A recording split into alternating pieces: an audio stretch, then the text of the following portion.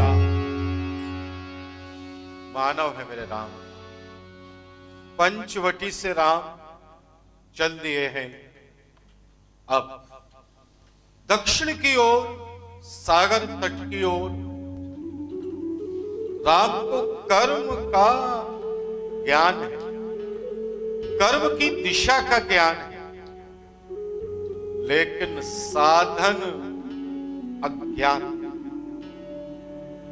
सीता का अपहरण राम के लिए कल्पना से परे की बात थी। सीता का अपहरण होगा ये राम की कल्पना में नहीं। अब राम के सामने स्पष्ट हो गया है अपराधी, रावण है अपराधी, बताया है जटायु। और अब राम के लिए स्पष्ट है कि उन्हें पहुंचना है सागर तट पर और आक्रमण करना है लंका पर। रावण की लंका पर आक्रमण करना है, यह स्पष्ट है राम। कैसे यह आक्रमण होगा, कैसे युद्ध होगा, लंका पहुंचेंगे कैसे, साधन क्या होंगे, मदद कौन करेगा, सब अज्ञात। लेकिन जो कर्मवादी होता है, कर्मवाद भी एक प्रपोजिशन है, एक अवधारणा है। जो कर्मवादी होता है उसका पूरा फोकस कर्म पर होता है।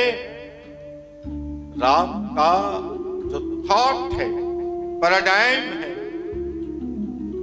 कि बृहद विचार से अल्प कर्म श्रेष्ठ है। राम योजना बनाने में केवल समय नहीं लगाते हैं मेरे राम।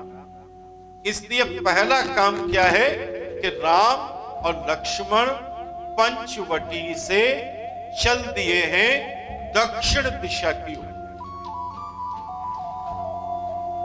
राम के आगे अभियान की दिशा तो स्पष्ट है।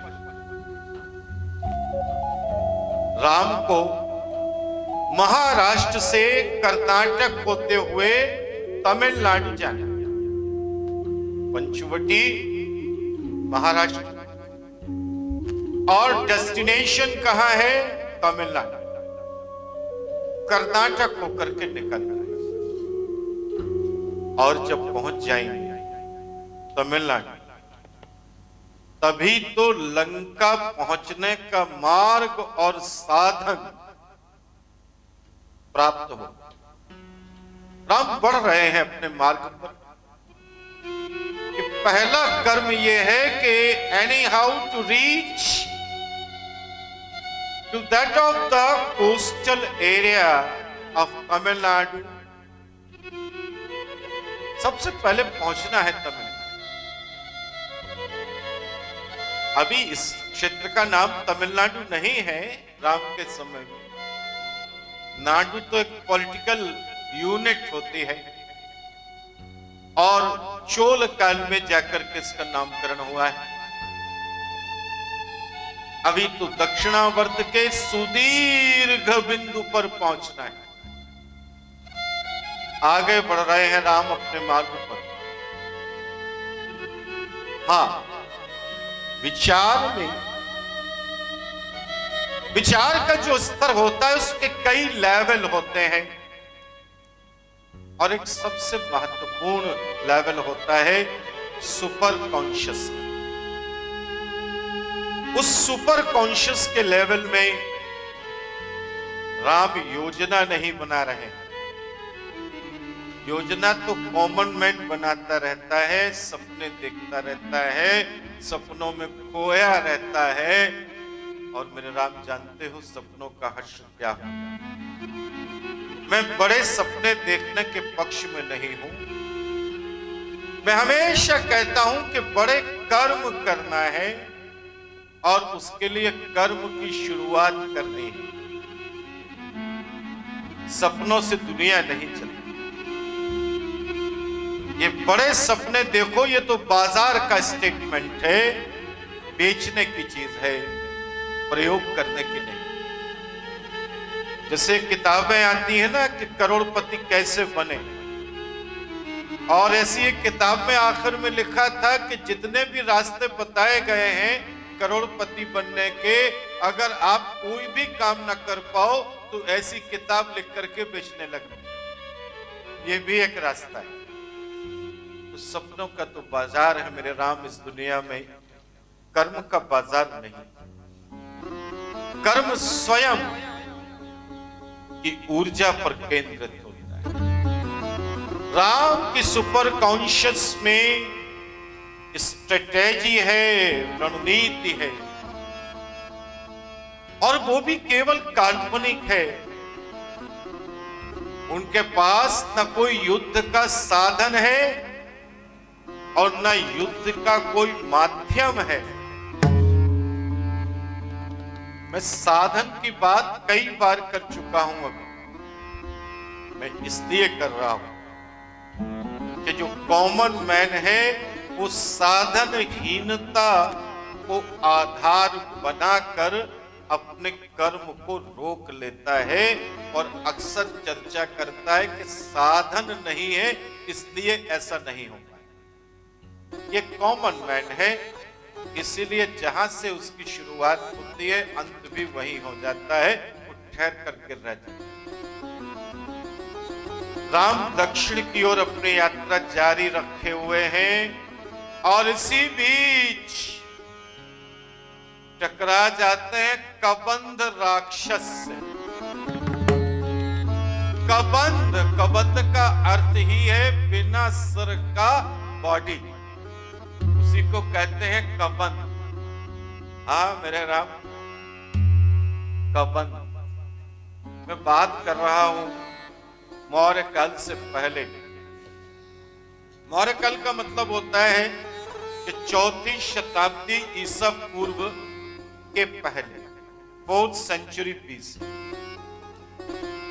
तब क्या था, वैदिक काल से ही ब्राह्मण अबद्ध था। यानी ब्राह्मण अगर कोई अपराध कर दे, किसी का वध कर दे, हत्या कर दे, उसे राज्य दंड नहीं दे सकता। तो पहली बार सूत्र काल में, मौर्य काल से ठीक पहले ऋषियों ने यह निर्धारित किया कि ब्राह्मण अगर हत्यारोपी है, हत्यारा है ब्राह्मण, तो उसके माथे पर लोहे की गरम सलाख से कबंध की आकृति उकेर दी जाए, डिमार्केशन कर दिया जाए और उसे राज्य से निकाल दिया जाए। दूर से ही लोग देख लें कि यह हत्यारा ब्राह्मण आ रहा है। यह पहली बार सजा का विधान किया गया सूत्र ग्रंथों में, जिसे मौर्य काल में लागू। खैर, ये कबंध मिला है। ये विशाल आकार का एक राक्षस है जो घायल हो गया है और बड़ा अशक्त है, बड़ा अशक्त, भूखा है, प्यासा है।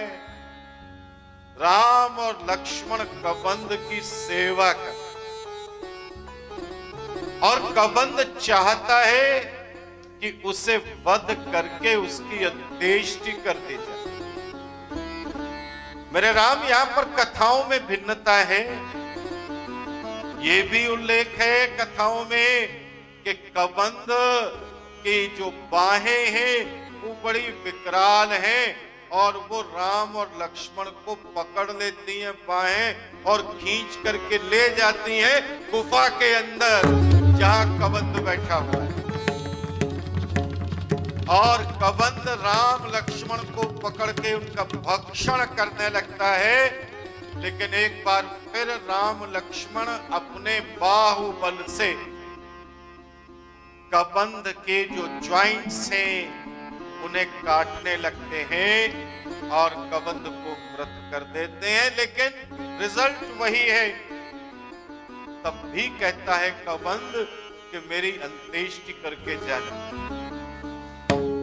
राम लक्ष्मण अंत्येष्टि करते हैं, तर्पण करते हैं कबंध के लिए, और कबंध सुझाव देता है राम और लक्ष्मण को, सलाह देता है। जब राम अपना उद्देश्य बताते हैं यात्रा का कि वो कहां जा रहे हैं, तो वो बताता है कि तुम जाओ किष्किंधा, और तुम्हें वहां सुग्रीव मिलेंगे ऋषिमुख पर्वत पर, और वो तुम्हारी सहायता करेंगे तुम्हारे इस अभियान में।